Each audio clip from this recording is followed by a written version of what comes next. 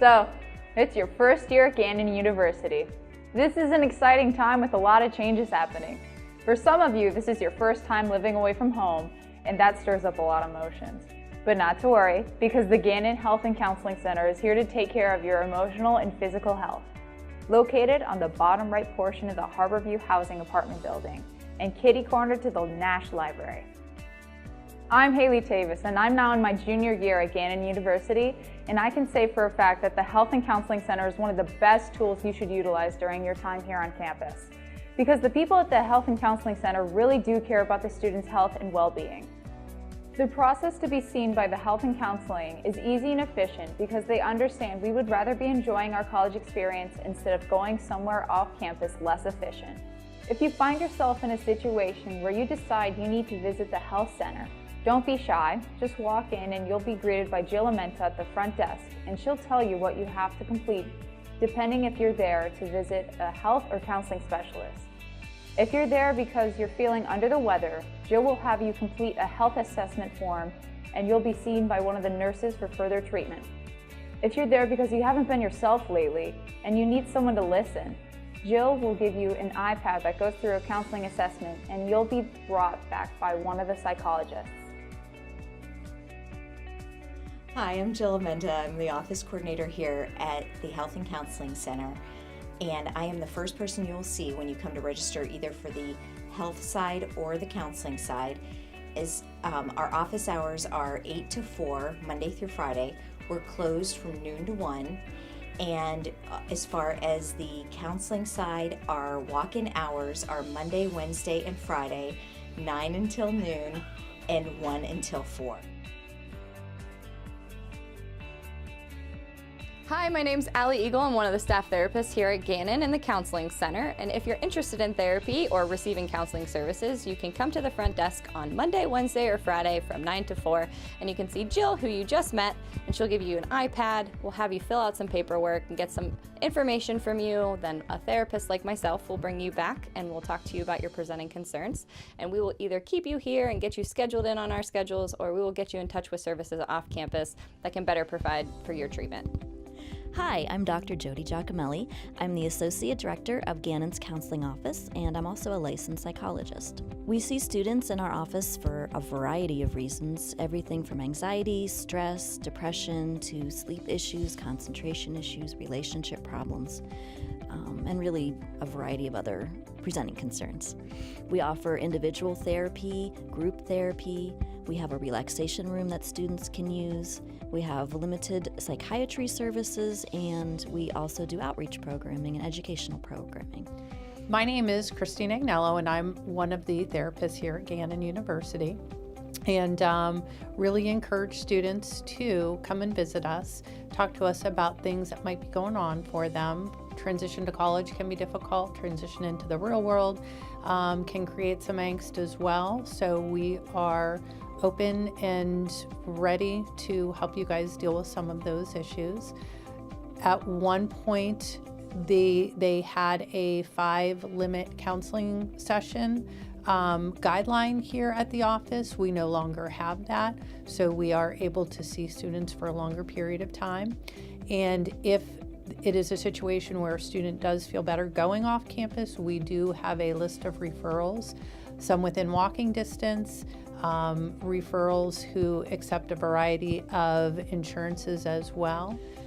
So with counseling, everybody does have different things that they go through, anxiety, maybe depression, breakup, transition, etc.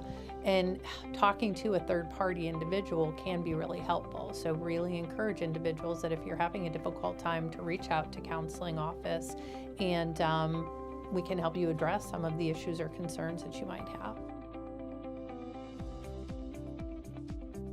Hi, I'm Denise Simon, and I'm a registered nurse here at the Gannon University Health and Counseling Services.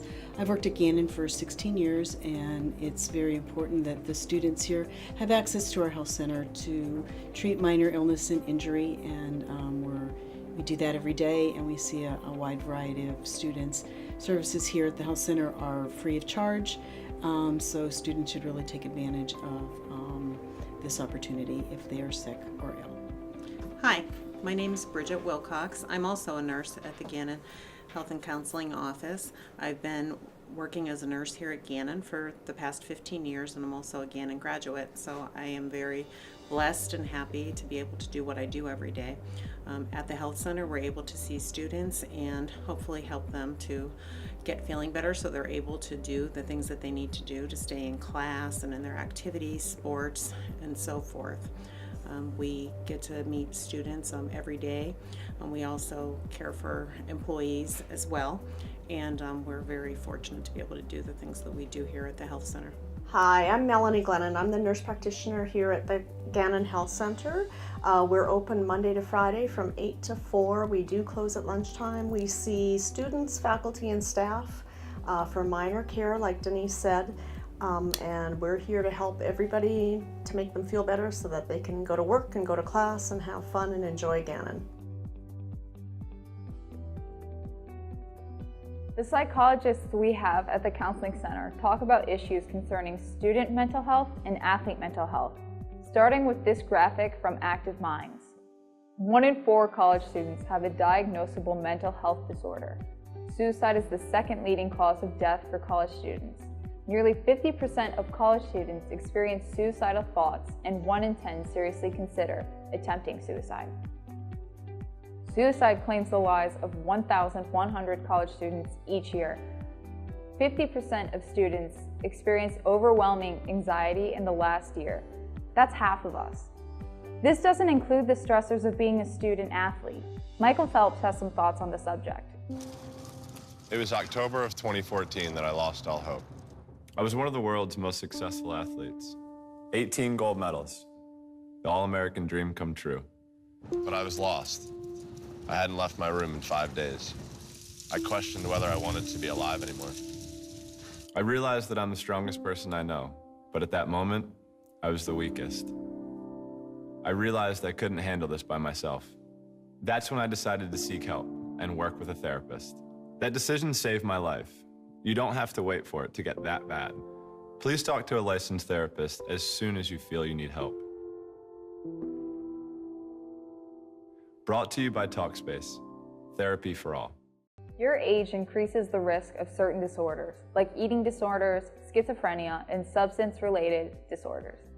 College is a time of transition, and psychological disorders can develop or worsen during times of transition.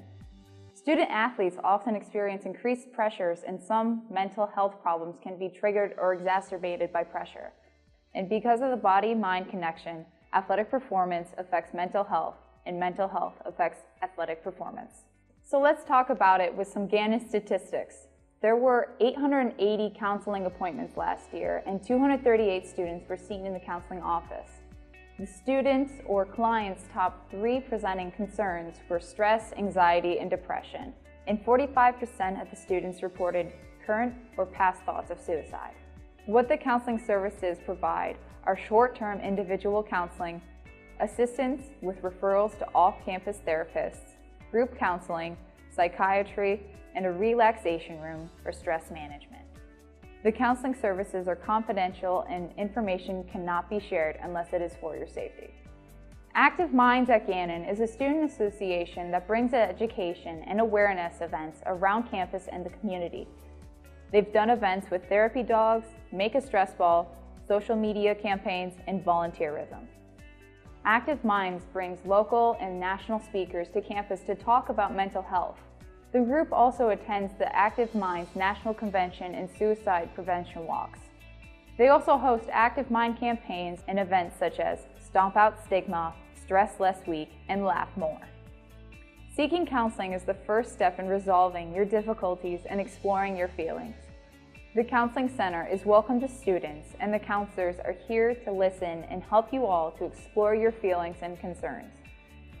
You have time to schedule an appointment around your schedule with their operating hours. Their counseling services are free for Gannon students, which is great to hear when you're balling on a budget at school. In nearly all situations, counseling is completely confidential. Your wellness is important to them. Their offices are meant to help you find yourself and put you in a relaxed environment. This is the time to figure yourself out and how to flourish into the best version of yourself you can be mentally and emotionally. Take advantage of this opportunity because they're all really nice, cool people who care about your wellness.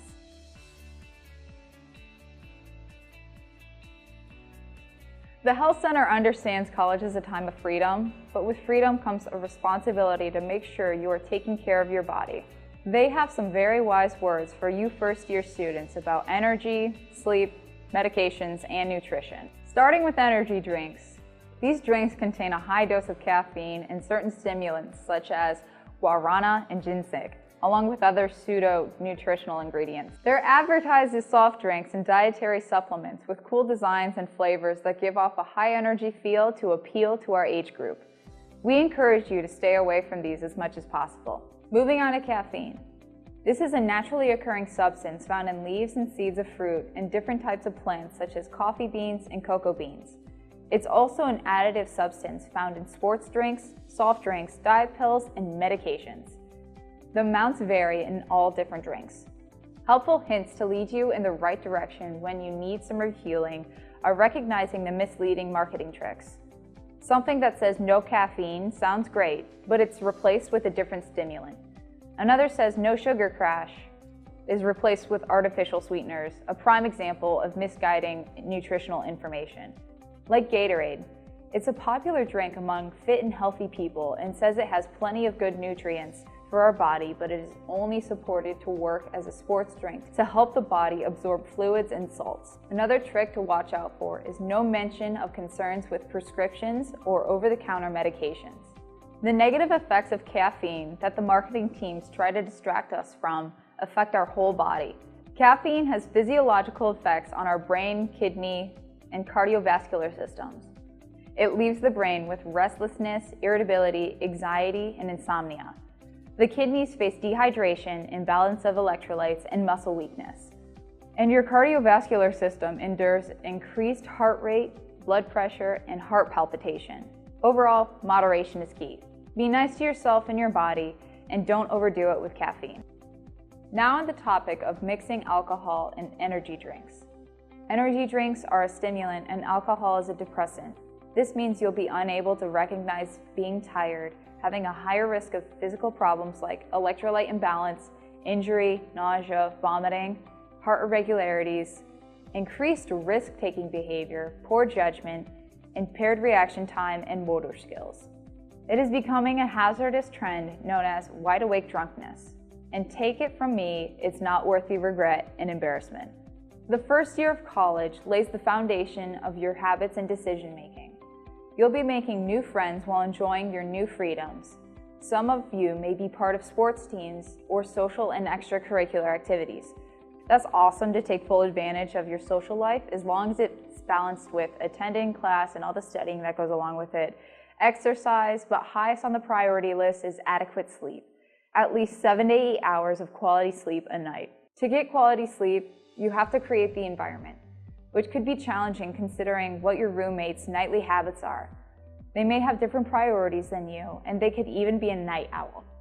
Author Harlan Cohen suggests the uncomfortable rule when communicating with roommates so that anything that makes either roommate feel uncomfortable gets discussed within 24 to 48 hours.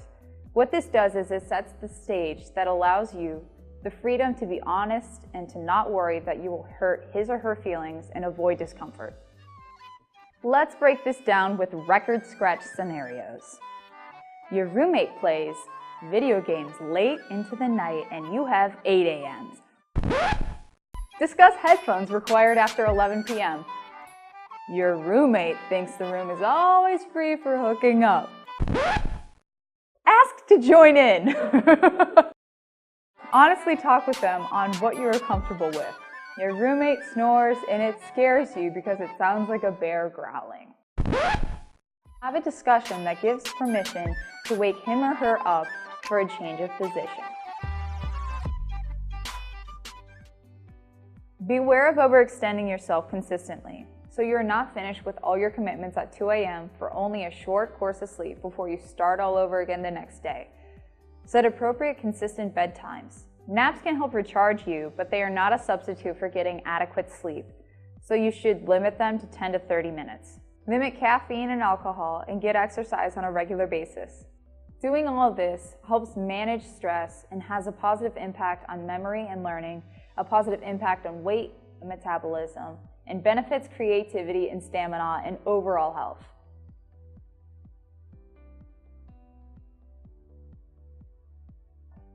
There are prescription and non-prescription medications. The prescription medications you can't obtain without a prescription from a medical provider.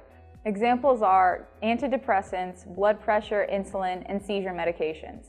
Non-prescription medications are commonly referred as over-the-counter meds, or OTCs. Examples are Tylenol, ibuprofen, NyQuil, and Pepto-Bismol. You should take these medications exactly as directed, and try to take around the same time each day if that is how it is ordered. If it is a maintenance medication, which is one you always take, then you need to be aware of the amount you have so you can order refills.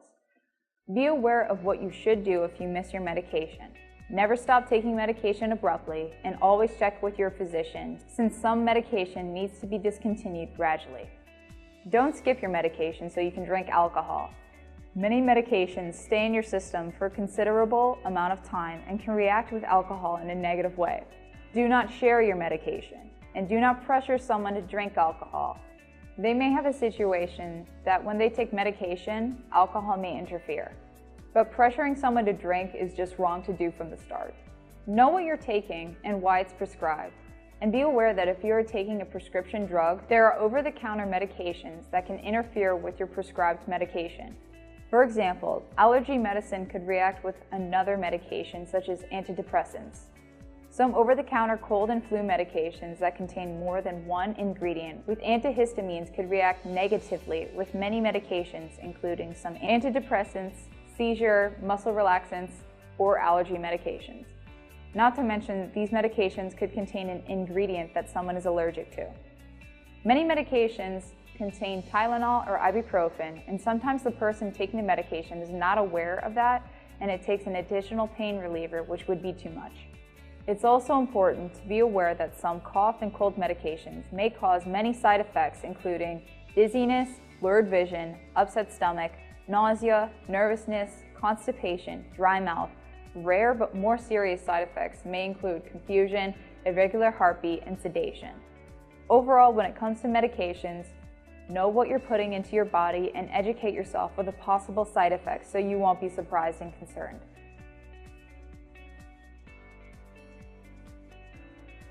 Make smart choices. Choose food with nutrients that you need for brain power. Foods high in protein such as nuts, beans, fish, eggs, and lean poultry. Follow a diet that includes several foods from plants including fruits and vegetables, whole grains, and healthy fats, and enjoy at least 2 servings of low-fat dairy enriched with calcium. Be aware of portion size. Read the serving size and nutritional information on items you are consuming. Be particularly aware of nutritional info in restaurants. Try sharing huge portions with a friend or take half home the next day as another meal. Choose places to eat that offer healthy options and avoid all-you-can-eat buffets. Stock up on healthy snacks to keep in your room. These will be good alternatives to ordering out or using the vending machine during late-night study sessions. Schedule your meals, do not skip breakfast. And allow yourself adequate time to eat your food and to digest. Drink plenty of water, 64 ounces a day, which is only 2 Gatorade bottles of water a day. Avoid alcohol. It's high in calories and contains a lot of carbohydrates. This creates a strong urge to snack and has a negative effect on your cognitive function. Lastly, avoid fluids that contain little nutritional value, such as pop, lemonade, and sugar-fortified juices. I hope this video has been a good introduction and guide to start your college career on a healthy track to success. Thank you for your time, and go Knights!